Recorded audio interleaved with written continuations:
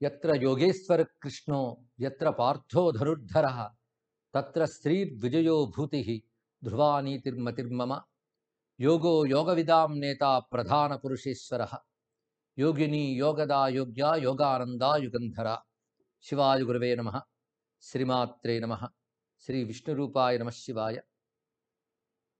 ఈరోజు అంతర్జాతీయ యోగ దినోత్సవం.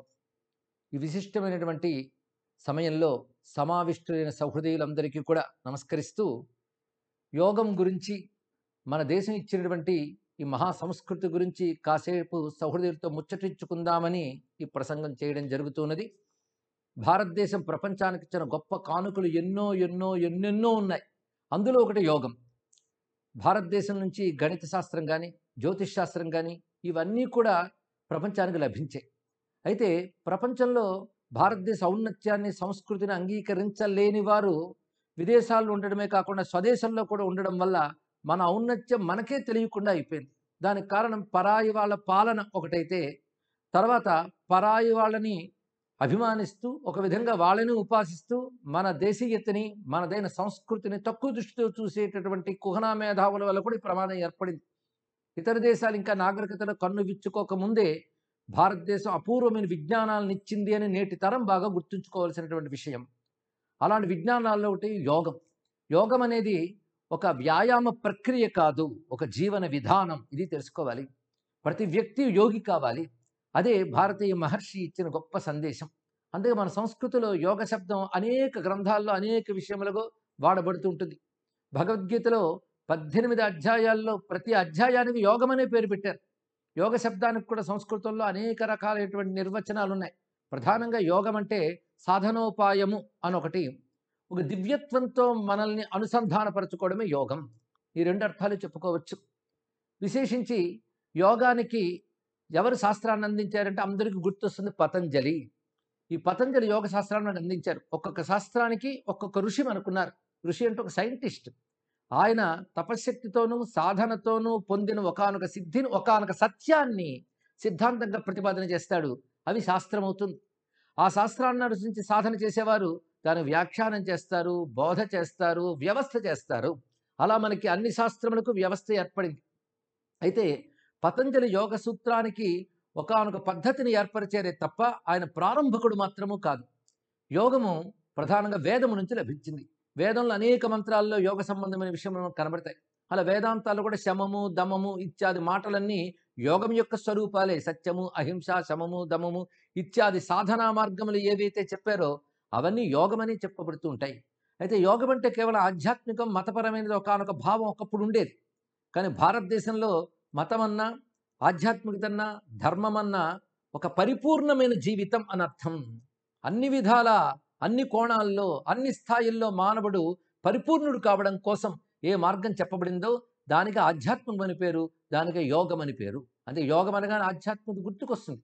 ఎందుకంటే భౌతికంగాను, మానసికంగాను, అదేవిధంగా బౌద్ధికంగాను కూడా మానవుడు ఎదగడానికి పనికొచ్చే విజ్ఞానం ఏదైతే ఉన్నదో అదే ఆధ్యాత్మికత. పైగా ఆధ్యాత్మిక జ్ఞానం ఎలాంటిది అంటే చేతిలో ఒక కరదీపికను పట్టుకుని నడవడం లాంటిది. ఆధ్యాత్మికత లేని జీవితం ఎలాంటిది అంటే చీకట్లో దేవుళ్ళు లాంటిది. ఇది తెలుసుకోవాల్సింది. అందుకే మన విద్యలన్నీ పేరు చెప్పగానే ఆధ్యాత్మికత గుర్తొస్తుంది. జ్యోతిర్విజ్ఞానం ఉందనుకోండి, అది నిజానికి అంతరిక్ష విజ్ఞానం అయినప్పటికీ దానికి కూడా ఆధ్యాత్మికతే. శిల్పమైన ఆధ్యాత్మికతే, సంగీతమైన ఆధ్యాత్మికతే. కనుక భారతీయ విద్యలన్నీ ఆధ్యాత్మికతని ప్రాణంగా కలిగి ఉన్నాయి గనక ఈ విద్యను సాధన చేసేవారు క్రమంగా మహోన్నత వ్యక్తులైపోతున్నారు. అది విశేషమైన అంశం. ఇలాగా యోగశాస్త్రం గురించి మాట్లాడేటప్పుడు ఆ యోగము భారతదేశం ప్రపంచానికి ఇచ్చిందని చెప్పుకున్నాం. అయితే ఇది హిందూ మతంలో ఒక భాగంగా చాలామంది దర్శిస్తూ ఉంటారు. అందుకే ఇది మతపరమైన అంశం గనక దీన్ని ప్రపంచమంతా ఆమోదించవచ్చా లేదా అని చాలా చర్చలు జరిగి వందల ఏళ్ల తర్వాత ఇప్పుడు ఆమోదించారు. ప్రపంచానికి, ప్రతి మానవాళికి పనికొచ్చేటువంటి విషయం ఒక మతం నుంచి వచ్చినంత మాత్రాన స్వీకరించకూడదని ఉందా ఏమిటి? హిందూ మతం వాళ్ళు నమస్కరించే సూర్యుడు అందరికీ శక్తి ప్రదాత కాలేదా? అంతేగాని హిందూ మతం వాళ్ళు నమస్కరిస్తున్నారు కనుక మేము సూర్యుడిని చూడడం, సూర్యకాంతి మాకు అక్కర్లేదని అంటామా? హిందూ మతం అంటే ఏంటో అర్థం చేసుకోవాలి. హిందూ శబ్దమే దేశవాచకం. కానీ ఈ దేశంలో పుట్టిన ఒకానొక విజ్ఞానం, ఒకానొక విధానం అన్నీ కలుపుకుని హిందూ ధర్మం అని చెప్పబడుతుంది. ఇందులో ఉన్న నైతికత, ఇందులో ఉన్నటువంటి వివిధమైన దర్శనాలు ఇవన్నీ కలిపి హిందూ ధర్మం. అందుకే హిందూ ధర్మం అని పేరు తీసి యోగాన్ని చూడాలనుకోవడం చాలా దోషం. అది ప్రస్తుతం జరుగుతోంది అనేక చోట్ల. కొందరు అంటూ ఉంటారు, యోగా, ఆయుర్వేద అన్ని మతాలకి పనికొస్తుందండి. అది మానవాళికి, అది కేవలం హిందూ మతానికి సొంతం కాదండి అని అంటూ ఉంటారు. నిజమే. అన్ని మతాలకు పనికొచ్చేటువంటి ఆయుర్వేదము, యోగము మొదలైనవన్నీ ఇచ్చినటువంటి శాస్త్రం, జ్ఞానం పేరు హిందూ ధర్మం. ఇది తెలుసుకోవాలి. కానీ హిందూ ధర్మం నుంచి ఇది వచ్చింది. అయితే కొంతమంది హిందువులే దీన్ని హిందూ ధర్మం నుంచి డీలింక్ చేసి అది విశ్వజనీయం, యూనివర్సల్ అనే మాట ఆడుతూ ఉంటారు. అరే, విశ్వజనీయమైన సత్యం హిందూ ధర్మం ఇచ్చిందని చెప్పడానికి వెనకాడటం ఎందుకు? హిందూ ధర్మం అంగీకరించినంత మాత్రాన ఇది విశ్వజనీయం కాకుండా పోతుందా? కనుక అందరూ యోగాను అనుష్ఠించవచ్చు. అది హిందూ ధర్మం ప్రపంచానికి ఇచ్చిన కానుక అని అనుకోవాలి. ఎందుకంటే ఒక మానవుడు ఆవిష్కరించిన ఒకానొక ఉపకారమైనటువంటి ఉపయోగకరమైన అంశం మానవ జీవనం అంతా, మానవాళి అంతా ఆమోదిస్తున్నప్పుడు, భారతీయ ఋషులు ఇచ్చినటువంటి ఒకానొక విజ్ఞానమైన యోగము ప్రపంచమంతా ఆమోదించడం తప్పేమున్నది? అందుకే దీన్ని హిందూ ధర్మం నుంచి వేరు చేసి చూడక్కర్లేదు. విశేషించి హిందూ భారతదేశ వాచకమే. అందుకే భారతీయత, భారతీయ సంస్కృతి, సనాతన ధర్మము, హిందూ ధర్మము, ఆర్య ధర్మము, ఆర్ష ధర్మము, ఇవన్నీ మొత్తం ఆసేతు సీతాచలం ఉన్నటువంటి భారతదేశం ప్రపంచానికి ఇచ్చిన పరిధానం. ఇది తెలుసుకోవాల్సినది. ఇప్పుడిప్పుడు ఆయుర్వేదం గొప్పతనం కూడా కొన్ని దశాబ్దాల నుంచి తెలుస్తున్నది. అయితే యోగం గురించి ఉపన్యసించాలంటే పెద్ద విషయం. పతంజలి ఇచ్చినటువంటి యోగం. ఇక్కడ గమనించవలసింది ఏంటంటే, భారతదేశం తనదైన ప్రాచీనతను కాపాడుకోవాలి. ఆ ప్రాచీనమైన విద్యల్ని గమనించినట్లయితే, ప్రాచీనతలో కొంతమేరకు అభివృద్ధి సాధించాం. ఇప్పుడు అధునాతనంలో మా అభివృద్ధి చెందాం కనుక ఇంకా పరిశీలిస్తూ ఇంకా అభివృద్ధి సాధించవచ్చు అనే కోణం చాలామంది అనుకోవచ్చు. కానీ మన ప్రాచీన విజ్ఞానాలు పరిపూర్ణ విజ్ఞానాలు గనక వాటికి మళ్ళీ డెవలప్మెంట్ అనవసరం లేదు. అది ఆల్రెడీ డెవలప్డ్ పెర్ఫెక్ట్ సిద్ధాంతాలు. అది తెలుస్తున్నాయి ఇప్పుడిప్పుడే. ఒక ఆయుర్వేద సిద్ధాంతం కానీ, ఒక యోగ మార్గం కానీ చూస్తూ ఉంటే, ఆ మార్గంలో ఉన్నవారు అన్ని విధాల జీవితాన్ని పరిపూర్ణం చేసుకోగలరు అని రుజువు అవుతున్నది. అందున ప్రస్తుతం రకరకాల రోగాలు ఆక్రమించుకుని బాధిస్తున్నాయి. పైగా దుర్మార్గమైనటువంటి విదేశీ ఆక్రమణల సిద్ధాంతాలు ఇంకెన్ని కొత్త రోగాలను సృష్టిస్తాయో తెలియదు. అన్ని రోగాలకు ఒకటే మందు భారతీయ యోగ జీవన విధానం అని రుజువు అవుతున్నది.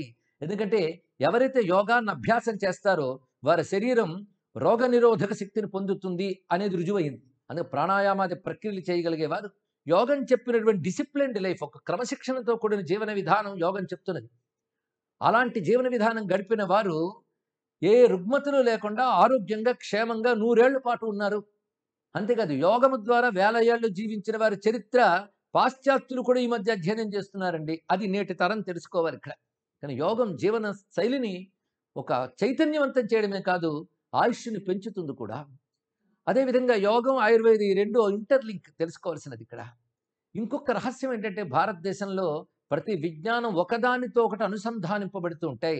ముక్కలుగా చూసే యుగం భౌతిక యుగం, సమన్వయంగా చూసే యుగం ధర్మయుగం. ఇది తెలుసుకోవాల్సింది. ఆ సమన్వయం ప్రతి దానిలో మనకు కనబడుతూ ఉంటుంది. అటు యోగానికి, ఇటు ఆయుర్వేదానికి, ధర్మశాస్త్రానికి, అదేవిధంగా మనం చేసేటువంటి మన మత విధానాలకి, ఆచారాలకి, వ్యవహారాలకు ఒకదానితో ఒకటి అనుబంధం ఉన్నది. అయితే యోగం అనగానే ప్రతి వారికి వెంటనే ఒక ఎక్సర్సైజులు గుర్తొస్తాయండి. యోగం అనగానే గుర్తొచ్చింది ఎవడో మఠం వేసుకుని కళ్ళు మూసుకోవడమో, లేకపోతే కాళ్ళు పైకెత్తడమో, చేతులు చాచడమో, ఇదే యోగా అనుకుంటాం. కానీ ఇది విస్తారమైన యోగ విద్యలో ఒక భాగం మాత్రమే. ఇది తెలుసుకోవాల్సిన అంశం. ఈ యోగా డే నాడు ప్రపంచమంతా తెలుసుకోవాల్సిన గొప్ప అంశం. భారతదేశం అనగా సనాతన ధర్మం, అనగా హిందూ ధర్మం, అనగా హిందుస్థాన్కి చెందినటువంటి ఒక పరంపర, ప్రపంచ మానవాళ్ళందరికీ పనికొచ్చేటువంటి ఒక గొప్ప విధానం ఇచ్చింది యోగా. ఈ యోగా అనే మాట ఇప్పుడు వ్యవహారం ఎక్కడి దాకా పోయిందంటే, ఏ విద్యన ప్రాచుర్యమైతే దాన్ని భ్రష్టు పట్టించే వాళ్ళు చాలామంది తయారవుతారు. ఆఖరికి ఆకర్షణీయమైనటువంటి వికృతమైనటువంటి పద్ధతుల్లో దీన్ని అందించడానికి వ్యాపార ధోరణిలో కూడా బయలుదేరి అశ్లీల రూపంతో చేస్తున్న వాళ్ళు కూడా తయారయ్యారు.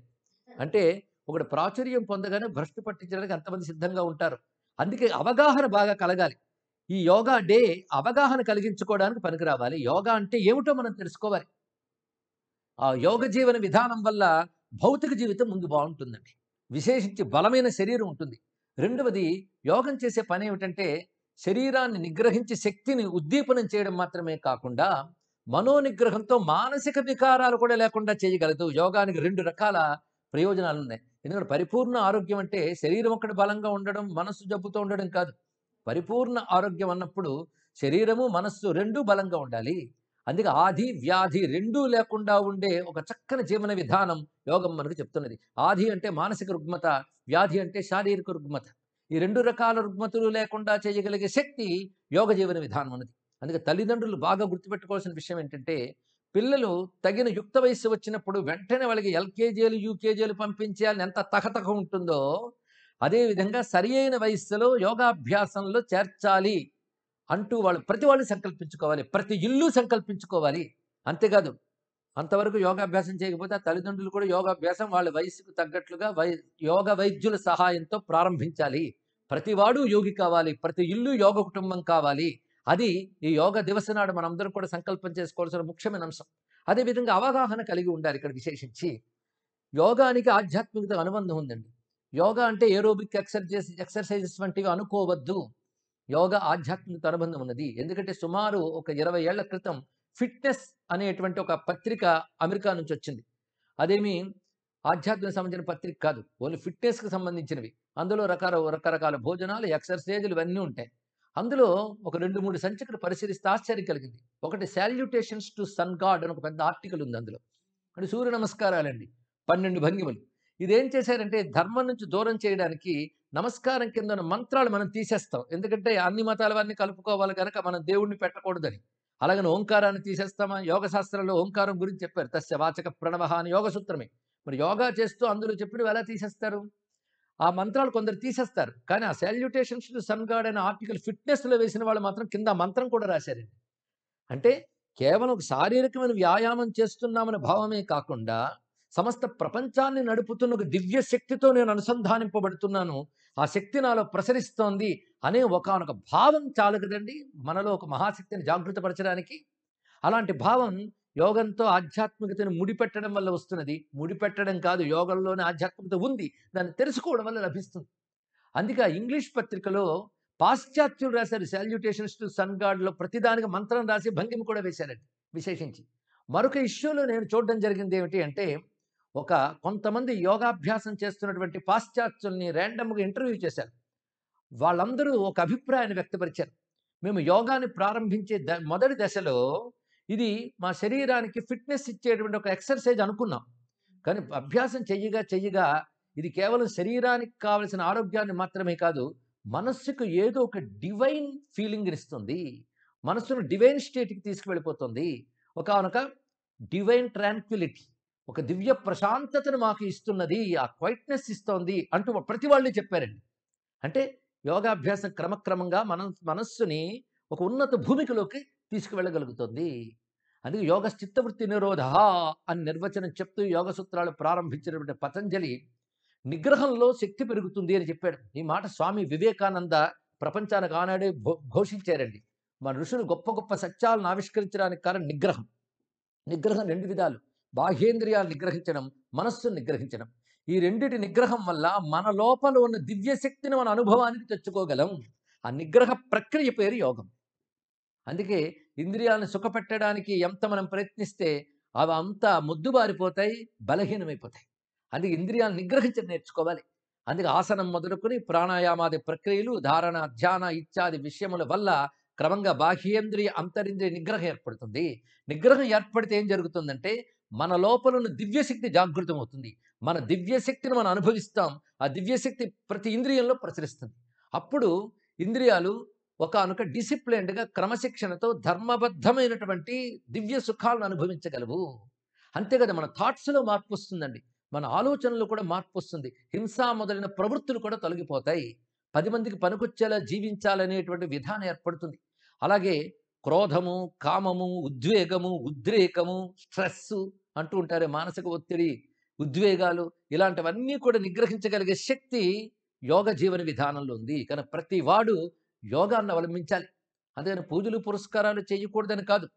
యోగంతో కూడి వాటిని కూడా చేయాలి. అందుకే మన పూజా పునస్కారాల్లో కూడా ప్రారంభంలో ఆచమనీయం చేసిన వెంటనే ప్రాణాయామం అంటారు. ప్రాణాయామే వినియోగః అంటాడు. మళ్ళీ ధ్యానం అంటాడు. ఈ శబ్దాలు ఎందులోంచి వచ్చాయి? యోగం నుంచే వచ్చాయి. అసలు వేదంలోనే ఉపనిషత్తులందు శ్రద్ధ, భక్తి, ధ్యాన, యోగాదవైః అని మంత్రం కనబడుతుంది. శ్రద్ధ, భక్తి, జ్ఞాన, యోగ. ఈ 4 కలిపి నువ్వు సాధన చేస్తే దివ్యశక్తిని నువ్వు పొందగలవు అని ఉపనిషత్తులు మనకు బోధిస్తున్నాయి. అనేక వేదమంత్రముల యందు యోగ విధానాలు గోచరిస్తాయి. పతంజలి యోగ శాస్త్రంలో ఏం చెప్పాడో ఆ అష్టాంగ యోగ విధానమే మనకి భగవద్గీతలో కృష్ణ పరమాత్మ 6వ అధ్యాయంలో ఆత్మ సంయమ యోగంలో బోధించాడు. గమనించితే ఏది ముందు అని చర్చ చేయకూడదు. భారతీయ సనాతన ధర్మంలో యోగం అత్యంత ప్రధానము. అది కర్మ మార్గానికి గాని, భక్తి మార్గానికి గాని, జ్ఞాన మార్గానికి గాని యోగం చాలా అవసరము. లౌకిక కర్మల్లో ఉన్నప్పుడు యోగం ఉంటే ఆ కర్మ నువ్వంత ఇంకా పెర్ఫెక్ట్‌గా చేయగలవు. ఆ కర్మలో వచ్చేటువంటి సుఖదుఖాలకు పొంగిపోయి, కుంగిపోయి డీలా పడిపోవు. ధీరంగా నిలబడతావు. యోగం ఆ స్థితినిస్తుంది. యోగం ఆలోచన ధోరణిని మారుస్తుంది. శరీరాన్ని దృఢపరుస్తుంది. అందుకే భగవద్గీతలో 6వ అధ్యాయంలో మొత్తం యోగం చెప్పాడాయన. సమానన శిరోగ్రీవః అంటాడు. అదో విషయం చూపిస్తాడు. అదే విధంగా మరొక విషయం నాసాగ్ర దృష్టి ఇత్యాది యోగ ప్రక్రియలన్నీ ఆత్మ సంయోగంలో చూపిస్తాడు. అంటే వేదాంత సాధనకు కూడా యోగం సహకరిస్తుంది. యోగం నుంచి నేరుగా ముక్తి పొందలేకపోయినా యోగం వల్ల భక్తి, జ్ఞానము మొదలైనవి సిద్ధించి ముక్తి కూడా పొందవచ్చు. కానీ ఇహానికి, పరానికి కూడా యోగం పనికొస్తుంది గనక యోగం గొప్ప సేతువు అనే విషయాన్ని చూపించారు. మన ఆలోచనల్లో ఒక స్పష్టత కావాలన్నా, మన నిర్ణయాల్లో ఒక దృఢత్వం కావాలన్నా, అవి సాఫల్యం జరిగేటట్టు మనం కృషి చేసే ఒక శక్తి కావాలన్నా, ప్రణాళిక కావాలన్నా యోగం సహకరిస్తుంది. అందుకే ఈ విద్యార్థులు, అదేవిధంగా కార్యరంగంలో ఉన్నటువంటి వారు కూడా యోగం వల్ల ఆ విద్యలోనూ, అదేవిధంగా వారి యొక్క వృత్తుల్లోనూ కూడా ఉన్నత స్థితికి చేరగలరు. అందులో సందేహం ఏమీ లేదు. వాళ్ళల్లో శక్తి పెరుగుతుందండి. తొందరగా అలసిపోవడం మొదలైనవి జరగవు. బుద్ధి ఎంతైనా ఆలోచించగలదు. మన మహాత్ములు ఇన్నిన్ని గ్రంథాలని ఇతర దేశాల నాగరికత కళ్ళు తెరవకముందే ఇవ్వగలిగారంటే యోగశక్తితోనే. యుక్తాహార విహారస్య యుక్త చేష్టస్య కర్మసు యుక్త స్వప్నావబోధస్య యోగీ భవతి దుఃఖాహ అని గీతలో పరమాత్మ చెప్తాడు. ఆహార విహారాల్లోని, ఆచార వ్యవహారాల్లోని, అలాగే నిద్ర మొదలైన వాటిలో కూడా ఎవడు నిగ్రహం కలిగి ఉంటాడో యుక్త, యుక్త అంటే సరి అయిన విధానము, సరి అయిన విధానం యుక్త, అది యోగ శబ్దాంతో అనుబంధమే. కానీ సరిగ్గా బ్రతకడమే యోగం అండి. యోగానికి మరొక నిర్వచనం అది. అదే యోగం అంటే కేవలం ఆసనాలు మాత్రమే అనుకోవద్దు. ప్రాణాయామం, ఆసనం అనేది చాలా మంది అనుకుంటారు. కనుక దానికి అటు కొన్ని, ఇటు కొన్ని ఉన్నాయి. అది కలిపితే యోగ విద్య. అది తెలుసుకోవాలి. ఈ యోగ దివస నాడు ప్రతివారు తెలుసుకోవాలి. తెలిసిన వారు తెలియజేయాలి. యమ, నియమ, ఆసన, ప్రాణాయామ, ప్రత్యాహార, ధారణ, ధ్యాన, సమాధయః అష్టౌ అంగాని అని యోగ సూత్రాల్లో పతంజలి తెలియజేశారు. ముందుగా యమము, తర్వాత రెండవది నియమము, మూడవది ఆసనము, నాలుగవది ప్రాణాయామం, ఐదవది ప్రత్యాహారం, ఆరవది ధారణ, ఏడవది ధ్యానం, ఎనిమిదవది సమాధి. ఇందులో మనకు బాగా వినబడుతున్నవి ఆసన ప్రాణాయామాలే. ఆ రెండిటితోనే ప్రపంచం ఆహా ఓహో అనేస్తుందంటే మిగిలిన 6 తెలిస్తే ఇంకేమంటుందో తెలియదు మనకి. ఆ 2 పట్టుకునే యోగా, యోగా, యోగా అంటున్నాం మనం. కానీ ముందు మొత్తం 8ంటిని పరిశీలించండి. యోగా అనేది ఒక పర్ఫెక్ట్ లైఫ్ అని మీరందరూ ఒప్పుకుంటారు. ఒక జీవన విధానం అని. ఎలాగంటే ముందు యమములు. యమము అంటే అర్థం ఏంటి? యమం అంటే ఒక విధంగా నియమం, ఒక నిగ్రహం. ఎలాగో తర్వాత నియమ శబ్దం ఉందనుకోండి. కానీ యమము అంటే నిగ్రహం. ఇక్కడ విశేషించి యమము అనగానే ఇవన్నీ రకాలుగా ఉంటాయి అని చెప్తున్నారు. యమము 5 రకాలుగా ఉంటుంది. అంటే ఇప్పుడు యమము 5 అనగానే 4 కలిసిపోయాయి. ఇది తెలుసుకోవాల్సింది. మొత్తం 8లో మరో 4 కలిసాయి. కానీ అహింస, సత్యం, అస్తేయం, బ్రహ్మచర్య, అపరిగ్రహాః యమాః. యమములు మొత్తం 5. ఒకటి అహింస. ఒక్కసారి ఆలోచించండి. ఇవి జీవితానికి అందరూ తెచ్చుకోగలిగితే ఎంత గొప్ప సమాజం ఏర్పడుతుంది. ఎంత గొప్ప మానవ లోకం ఏర్పడుతుందో పరిశీలించాలి. అది యోగ జీవనం భూమిని స్వర్గం చేస్తుంది. మానవులను దేవతలను చేస్తుంది. అందుకే అహింస మొదటిది. రెండవది సత్యం. మూడవది అస్తేయం. అస్తేయం అంటే దొంగతనం లేకుండా ఉండడం. వాటి తర్వాత బ్రహ్మచర్యము, అపరిగ్రహము, ఇవి యమము అన్నారు.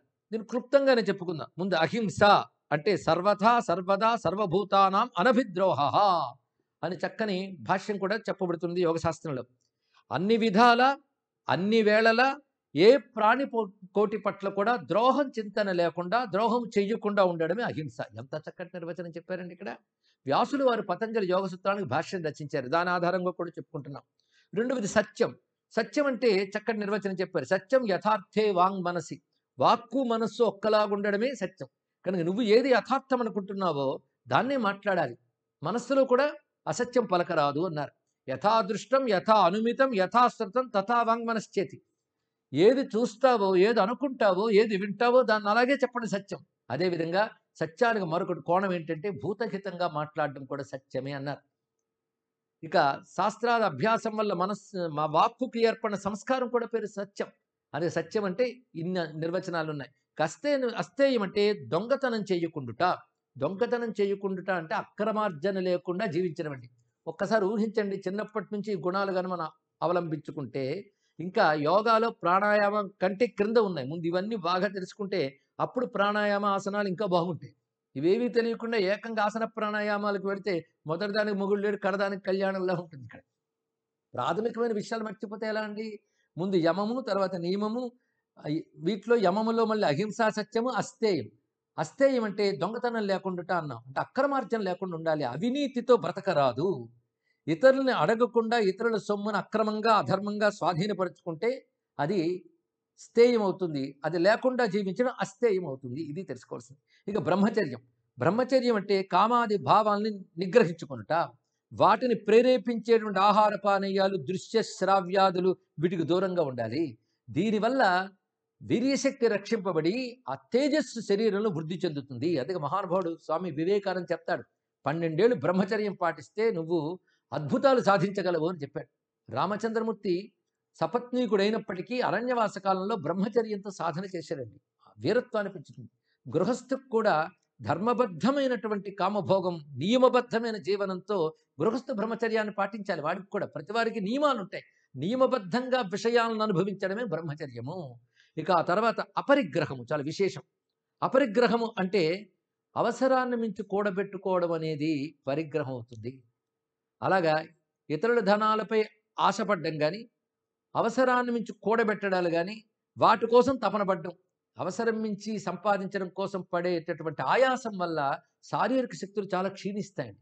దాని గురించి ఆందోళన ఉంటుంది, ఆలోచన ఉంటుంది, రకరకాల ప్రణాళికలు ఉంటాయి. వచ్చిన తర్వాత వాడిని దాచుకోవడం, భద్రపరచడం, ఇంకా ఎవరు దాన్ని దోచుకోకుండా ఉండడానికి యాతనలు పడ్డం, ప్రభుత్వం కంటపడకుండా జాగ్రత్త పడ్డం, ఇలాంటివన్నీ కూడా ఆందోళనలు కలిగిస్తాయి. అందుకే ప్రతివాడు వాడు అవసరానికి మించి ధర్మబద్ధంగా ఏదైనా ధనం వస్తే త్యాగానికి వినియోగించుకొని నేర్చుకోవాలి. అపరిగ్రహంలో గొప్ప మాట ఇది. అందుకే ఒక్కొక్కప్పుడు మనకి మితిమించిన ధనం వస్తుంది. మన ధర్మ మార్గంలోనూ రావచ్చు కూడా.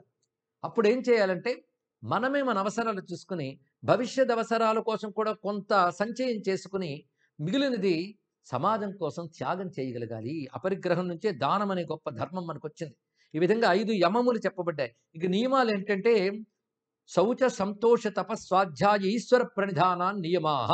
చూడండి ఇక్కడ యోగము, యోగం వల్ల ఎంతో మంది లాభం పొందుతూ నాస్తికులు కూడా చేయొచ్చండి అంటారు. చెయ్యొచ్చు, తప్పేం లేదు. కానీ ఆస్తికత కలిగిన యోగం పూర్ణమవుతుంది అనడానికి యోగ శాస్త్రంలో నియమాల గురించి పతంజలి చెప్పిన వాక్యం ఇది. శౌచం. శౌచం అంటే బాహ్య శరీర శుద్ధి, అంతఃశుద్ధి రెండూ కావాలి అన్నారు. అది ఎలాగంటే అద్భిర్గాత్రాన్ని శుద్ధ్యంతి. జలము మొదలైన వాటితో బాహ్య శరీరాన్ని శుద్ధి చేసుకోవాలి. అని మనకు మాటి మాటికి చేతులు కడుక్కో, కాళ్ళు కడుక్కో, స్నానం చేయని ఎవరో చెప్పక్కర్లేదు. శుచి మన దేశంలో సనాతనం ఉంది. అది మర్చిపోయాం. అది అందువల్ల శుచి శుభ్రత లేక మళ్ళీ స్వచ్ఛ భారత్ అనాల్సి వస్తుంది. మనము మన పరిసరాలు శుభ్రంగా ఉంచుకోవడమే శౌచం. అదేవిధంగా అంతఃకరణం శుద్ధి చేసుకోవాలి. ఎలా చేసుకుంటామంటే కపటం లేకుండా జీవించడం వల్ల ఒకటి, శాస్త్రములు మొదలైన అధ్యయనం చేస్తూ వాటి ప్రకారం ఆ జ్ఞానంతో జీవించాలనుకోవడం వల్ల అంతఃకరణ శుద్ధి ఏర్పడుతుంది. అందుకే కపటం లేనటువంటి సంస్కారం ఒకటి, జ్ఞానము, ఈ రెండిటి చేత అంతఃకరణ శుద్ధి ఏర్పడుతున్నది. ఇక జలము మొదలైన వాటి ద్వారా బాహ్య శుద్ధి ఏర్పడుతుంది. రెండూ కలిపి శౌచం. ఇక సంతోషం, ఇది చాలా అవసరం అండి. ఈ రోజుల్లో పెద్ద లుప్తమైపోతుంది. కోట్లు గొడిచినా ఎప్పుడు ముఖం, కోట్లు గడించినా ఎప్పుడు ముఖం ఏడుపుతోనే ఉంటుండేది చాలా మందికి. సంతోషం అంటే సంతృప్తిగా ఉండడం నేర్చుకోవాలి. ఎప్పుడు సంతోషంగా ఉండాలి. సంతోషం బాహ్య వస్తువుల మీద ఆధారపడుతుంది అనుకోవద్దు. అది అంతఃకరణ యొక్క లక్షణం. అందుకే ఎప్పుడూ కూడా సంతృప్తిగా ఉండడం తెలియాలి. అంటే తన శ్రమకి తగ్గ ఫలంతో తృప్తి పడ్డమే సంతోషంలో చాలా గొప్ప అంశం. అంతేగాని దేనికో దానికి బాధపడుతూ ఉండకూడదు. ఎప్పుడు సంతోషంతో ఎవడైతే ఉంటాడో వాడెప్పుడు దివ్యుడుగా జీవిస్తాడు అని భాగవతంలో వామనుడు చెప్తాడు. సంతోషి ఈ 3 జగముల పూజ్యుండు సంతోషి కన్నడు జరుగు సుఖం. ఆ తర్వాత తపము. తపస్సు అనే మాటకి రకరకాల అర్థాలు ఉన్నాయి కానీ తపో ద్వంద్వ సహిష్ణుత అని అర్థం. అంటే ఒక్కొక్కప్పుడు సుఖం, ఒక్కొక్కప్పుడు దుఃఖం, ఒక్కొక్కప్పుడు లాభం, ఒక్కొక్కప్పుడు నష్టం కలుగుతుంటాయి. ఒక్కొక్కప్పుడు వైఫల్యం కలుగుతుంది, ఒక్కొక్కప్పుడు సాఫల్యం కలుగుతుంది. ఈ కలిగినప్పుడు కృంగిపోకూడదండి. పిల్లలకి అది బాగా నేర్పాలి. అనుకున్న ర్యాంక్ రాలేదు కనుక చచ్చిపోదాం, అనుకున్న డబ్బు రాలేదు కనుక చచ్చిపోదాం, ఇది రాలేదు కనుక చచ్చిపోదాం. ప్రతివాడికి చచ్చిపోదామనే మంత్రం. ఎక్కడ వీడు చచ్చిపోతాడో అని వాళ్ళు భయం.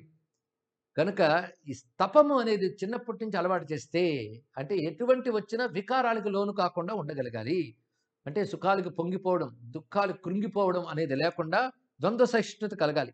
అయితే మహాభారతంలో యుధిష్ఠిరుడితో యక్షుడు అడుగుతాడు, తపసహ కిం లక్షణం అంటే తపస్వధర్మవర్తిత్వం అన్నాడు. నీ ధర్మాన్ని నువ్వు పాటించడమే తపస్సు అండి. ఇది తెలుసుకోవాలి.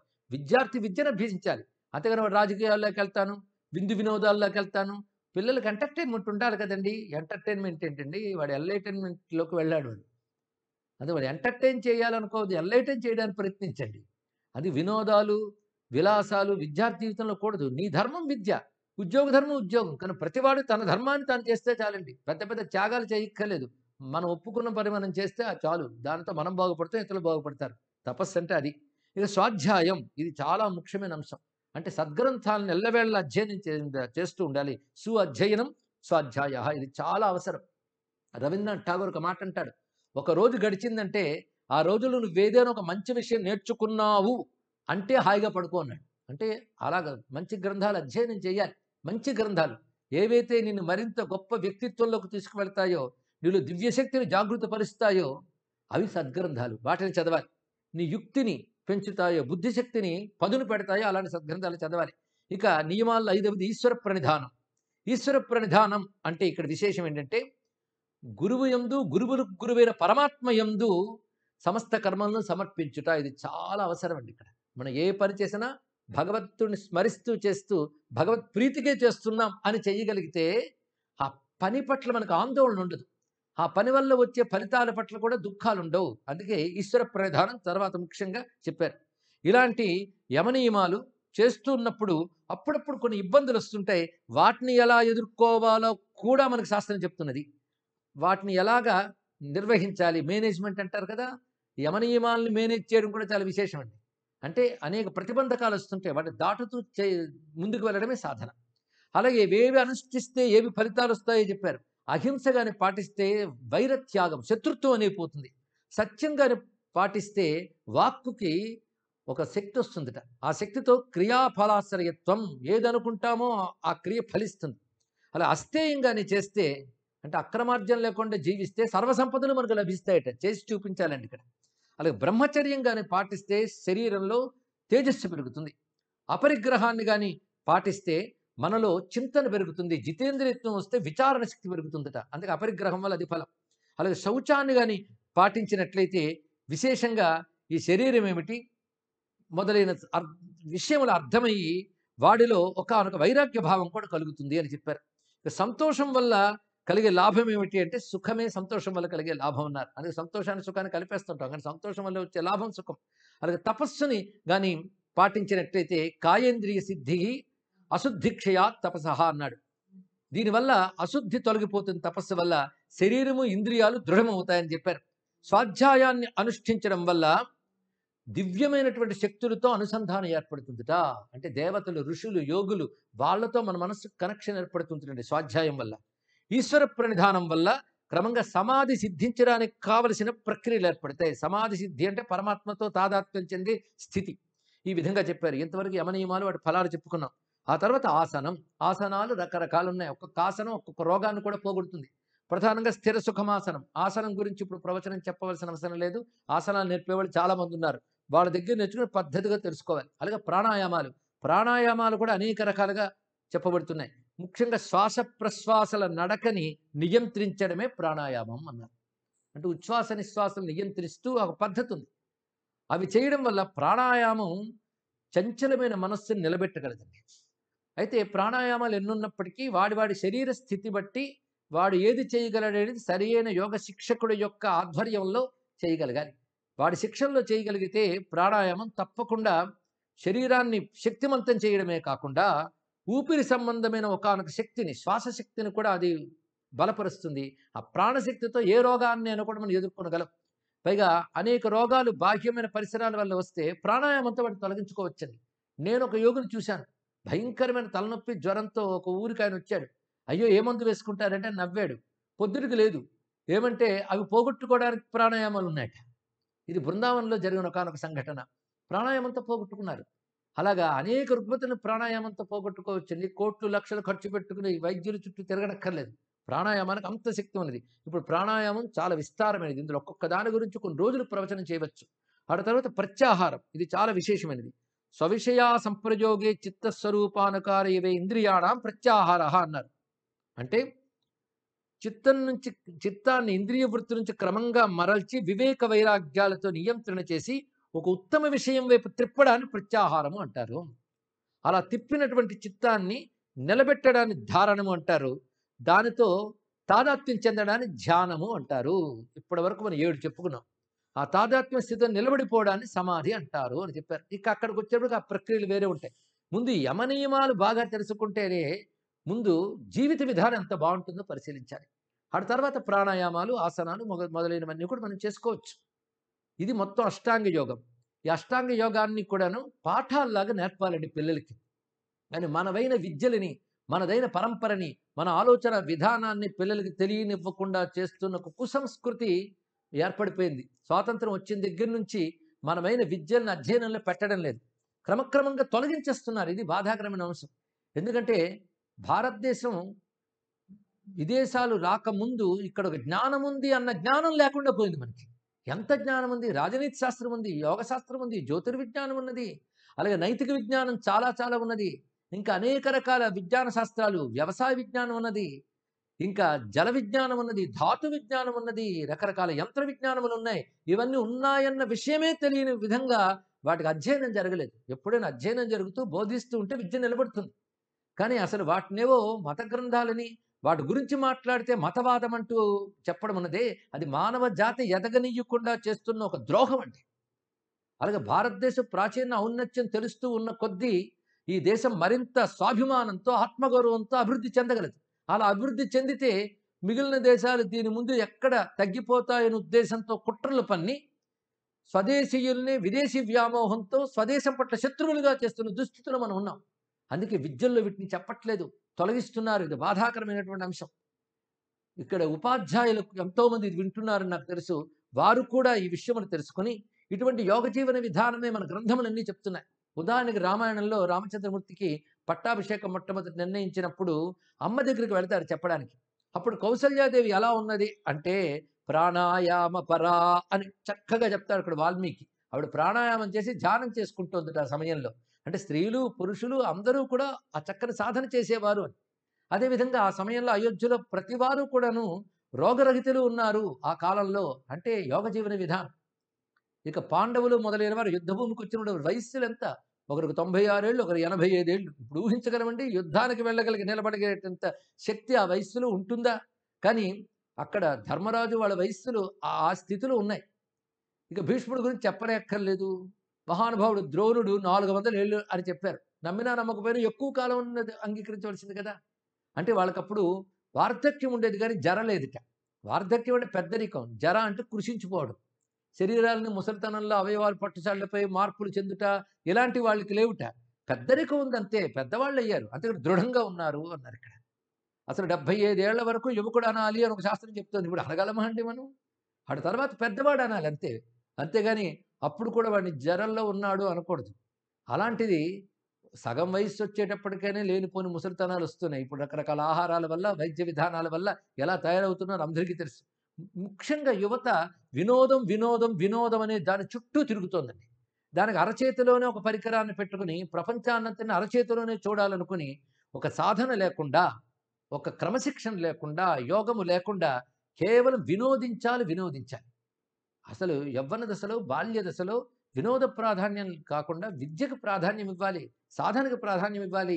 అప్పుడు చేసిన సాధనే బలంగా ఉండి వృద్ధాప్యంలో కూడా సహకరిస్తుంది. అదే యవ్వనంలో చేసిన తప్పులకి ఏడవడమే వృద్ధాప్యం ఒక ఆయన నిర్వచనం చెప్పాడు. అలా కాకూడదు కదా. అది ఇంద్రియాలు బాగా పనిచేస్తున్నప్పుడే వాటిని నిగ్రహించి శక్తిమంతం చేసుకోవాలి. దానికి ఆదర్శప్రాయంగా యోగులందరినీ మనం తెలుసుకోగలగాలి.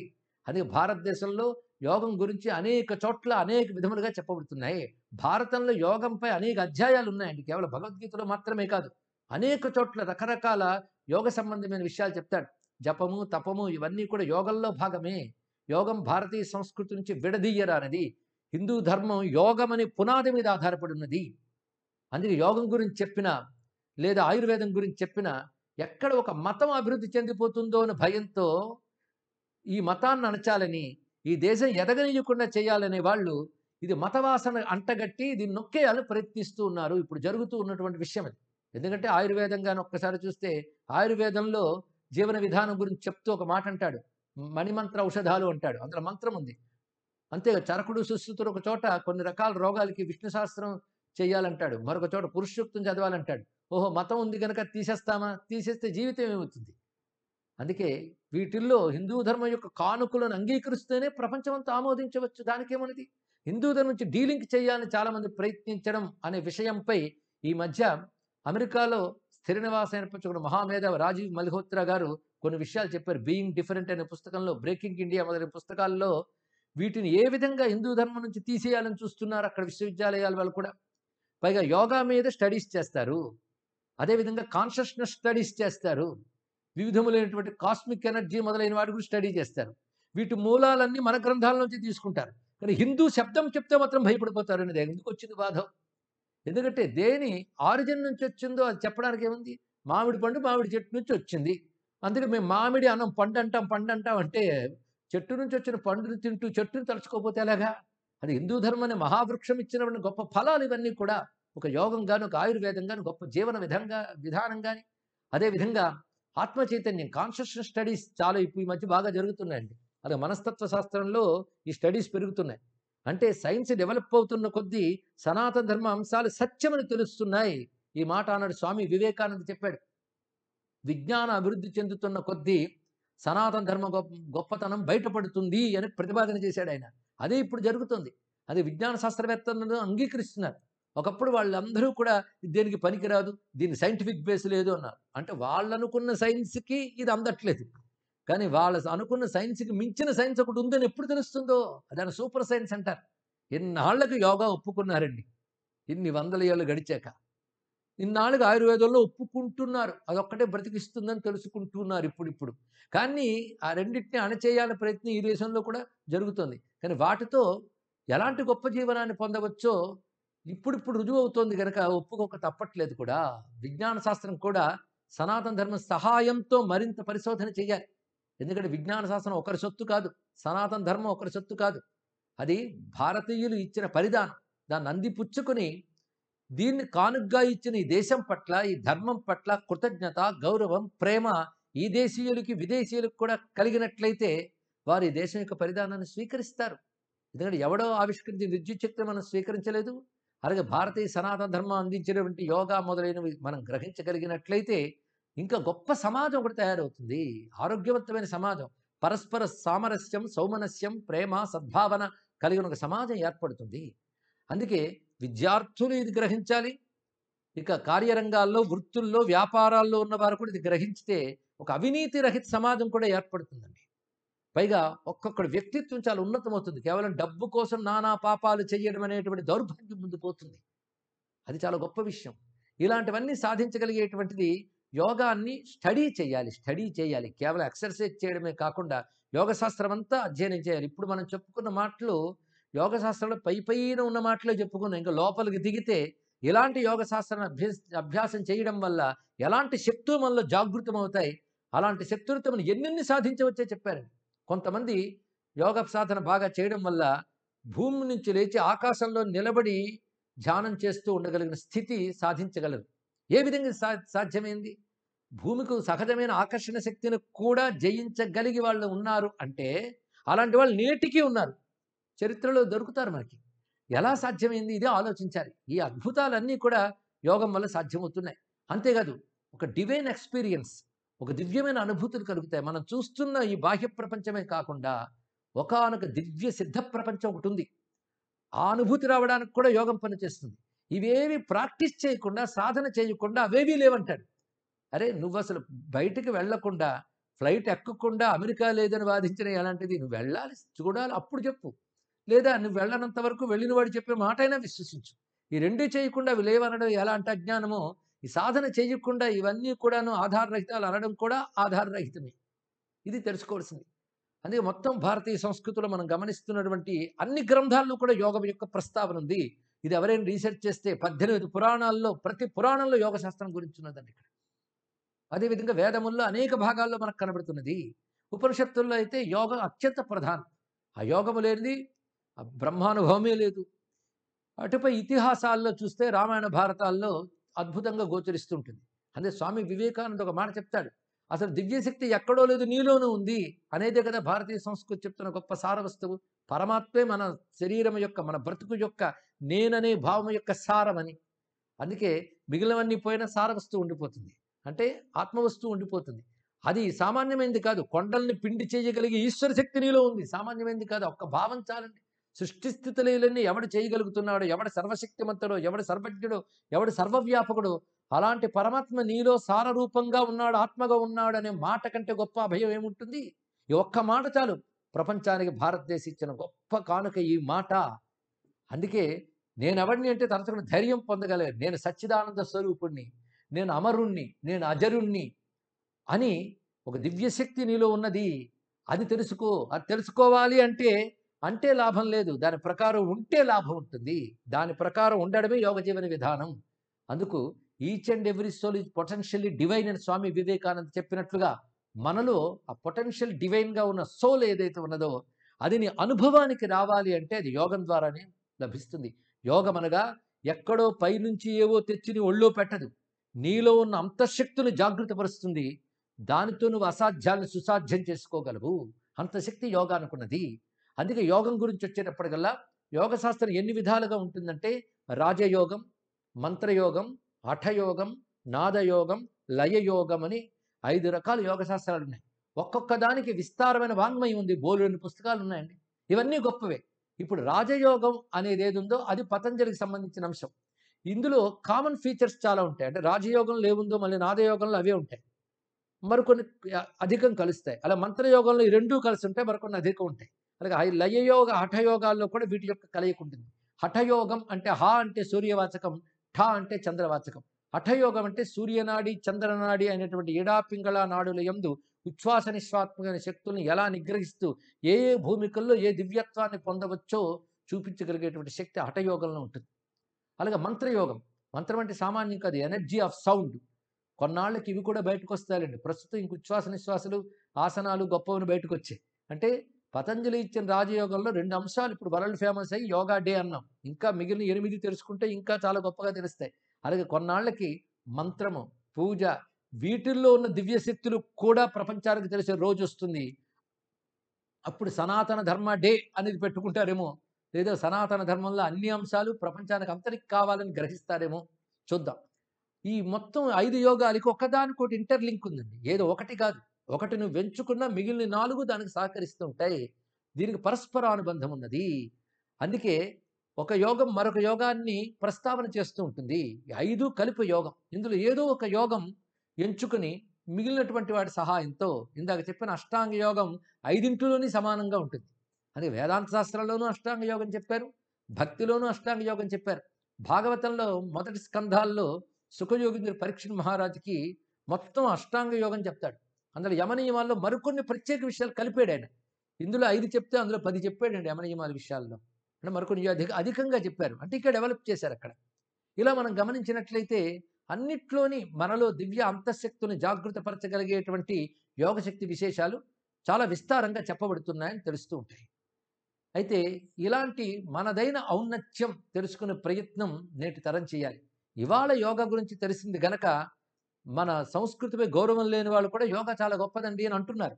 కానీ ఇలాంటివి ఎన్నో గొప్ప విషయాలు నా సంస్కృతిలో, నా పరంపరలో, నా వారసత్వంలో, నా ప్రాచీనులు ఇచ్చిన వాంగ్మయంలో ఉన్నాయన్న భావం పిల్లలకు కలిగి అవన్నీ కూడా స్టడీ చేయాలి, తెలుసుకోగలగాలి, ప్రపంచానికి తెలియజేయాలి అనే తపన ఉండాలండి. ఎలాంటి మహాత్ములు పుట్టారు మనకి! ఒక ఆర్యభట్టు, అదేవిధంగా ఒక వరాహమిహిరుడు, ఒక కాళిదాసు, వీళ్ళు ఇచ్చిన విజ్ఞాన శాస్త్రం ఎంత అమోఘమైనటువంటిది. అలాగే జాన్ వుడ్రాఫ్ అనే ఒక ఆయన మంత్రయోగంలో ఉన్న రహస్యాల్ని సుమారు 1 శతాబ్దం క్రితమే రుజువు చేశాడు ప్రపంచానికి. పైగా అద్భుతమైన గ్రంథాలు రాశాడు ఆయన. అది మంత్రయోగ రహస్యాలను చూపించాడు. ఒక యంత్రం గీయడంలో ఒక జామెట్రికల్ ప్యాటర్న్ ఎంత ఉంటుంది, అందులో ఒక సైంటిఫిక్ అప్రోచ్ ఎలా ఉంటుంది, కాన్సెప్ట్ ఎలా ఉంటుంది అనే విషయాలు కూడా ఆయన తెలియజేశాడు. ఇలా ఎన్నో విషయాలు మనకు సనాతన ధర్మంలో ఉన్నాయి. ఈ యోగ దివసాన్ని ఆధారం చేసుకుని అందరూ ఇంకా యోగాన్ని అభ్యసిద్దాం. యోగాభ్యాసంతో ప్రాచీన ఋషులిచ్చిన వాంగ్మయంలో విషయాలు మనం తెలుసుకుందాం, ప్రపంచానికి తెలియజేద్దాం. ఇది నా భారత జాతి, నా హైందవ జాతి ప్రపంచానికి ఇచ్చిన కానుకని సగర్వంగా చాటుదాం. ఇటువంటి దేశ స్వాభిమానాన్ని పెంచేటువంటి గొప్ప సంస్కృతి కలిగినటువంటి రాష్ట్రీయ స్వయం సేవక్ సంఘ్ వారికి ప్రత్యేకమైన అభినందనలు అందించాలి. ఎందుకంటే రాష్ట్రీయ స్వయం సేవక సంఘ్ ఒక మతపరమైన సంస్థ కాదు. దేశభక్తి ప్రాణంగా కలిగి ఈ దేశం యొక్క ఔన్నత్యాన్ని, ఈ దేశం యొక్క సమైక్యతని, ఈ దేశం యొక్క అఖండతని కాపాడడానికి ఉద్భవించిన ఒక మహాసంస్థ. అందుకే ఈ భారతదేశంలో పుట్టిన ఏ మతం వారైనప్పటికీ కూడా భారతీయులే. ఎవరి మతం వారు పాటిస్తున్న ఈ దేశపు వారసత్వ సంపదకు అందరూ వారసులే. అందుకే ఈ వారసత్వ సంపదపై, ఈ ప్రాచీనతపై అందరం గౌరవం కలిగి, ఈ దేశం నుంచి ఏ గొప్పతనం ప్రపంచానికి అందిందన్నా ఈ దేశ ప్రతిష్ఠ పెరిగింది అని ప్రతి మతం వారు భావించాలి. ప్రతి మతం వారు ఒకరినొకరు గౌరవించుకుంటూ, ఒకరిలో మంచి విషయాలు మరొకరు స్వీకరిస్తూ అభ్యుదయం సాధించాలి. అంటే అలా సాధించడానికి అనువైన ఒక ప్రణాళిక రాష్ట్రీయ స్వయం సంఘం వేసిందండి. అందుకే ఈ దేశం బలపడకూడదని, ఈ సంస్కృతి ఉద్ధరింపబడకూడదని భావించిన వర్గాలు మాత్రమే ఇటువంటి శక్తివంతమైన సంస్థని కువ్యాఖ్యలు చేస్తున్నాయి. ఎన్ని వ్యాఖ్యలు చేసినా సత్యం కాపాడబడుతుంది. సత్యం వల్ల సమాజం కాపాడబడుతుంది. పొగమబ్బులు ఎన్ని ముసిరినా సూర్యకాంతి నాపలేవు, అలాగే సత్యాన్ని నాపలేవు. ఆ సత్యాన్ని ప్రాణంగా కలిగి క్రమశిక్షణ, ధార్మికత మొదలైన గొప్ప నియమాలతో జీవిస్తూ పరస్పర గౌరవమే లక్ష్యంగా ఉన్నటువంటి ఈ స్వయం సేవక సంఘం మొదలైనటువంటి సంస్థల ద్వారా సనాతన ధర్మం వర్ధిల్లుగాక, భారతీయత వర్ధిల్లుగాక. ఇటువంటి భారతదేశపు ఔన్నత్యాన్ని, యోగ జీవన విధానాల వంటి విషయాలని అధ్యాపకుల విద్యార్థులకి చెప్పాలి అని ఒక సూచన కూడా చేయడం జరిగింది. అందుకే అధ్యాపకుల యొక్క బాధ్యత చాలా ఉన్నది ఉపాధ్యాయులకి. అలాంటి ఉపాధ్యాయులు సరస్వతి పుత్రులు అని సమాజం గౌరవించేది మన సంస్కృతిలో. ఆ గౌరవ స్థానం వారికి ఉన్నది. అలాంటి గౌరవనీయమైన సరస్వతి పుత్రులైన ఉపాధ్యాయులు తెలుసుకుని తెలియజేయవలసిన అంశములు, అలాగే ఉపాధ్యాయులు విద్య గురించి విద్యార్థులు తెలుసుకోవాల్సిన అంశములు, మొత్తం సమాజం తెలుసుకోవాల్సిన అంశములన్నీ కూడా మరాఠీ భాషలో దిలీప్ వసంత బేత్కేకర్ అనేవారు రచిస్తే అది హిందీలోకి కూడా అనువాదమై తెలుగులోకి కూడా వచ్చింది. డాక్టర్ ఓరుగంటి సీతారామూర్తి గారు అనువదించారు మన సరస్వతి పుత్రులం అని. ఇది ప్రతి వాళ్ళు విద్యార్థులుగా ఉండే సమాజంలోకి వచ్చారు కనుక అందరూ చదవలసిన గ్రంథం అండి. విద్యార్థులు, సమాజంలో జీవిస్తున్నవారు, అధ్యాపకులు అందరూ అధ్యయనం చేయవలసిన గొప్ప గ్రంథం. దీని ద్వారా మన ఆలోచనలు కూడా మంచి మార్పు వస్తుంది. ఇలాంటి గ్రంథాలు అధ్యయనం చేయాలి, వీటిని వ్యాప్తి చేయాలి అని కూడా కోరుకుంటూ ఉన్నాను. ఈ అవకాశం ఇచ్చిన మిత్రులందరికీ నమస్కరిస్తూ అభినందనలతో స్వస్తి.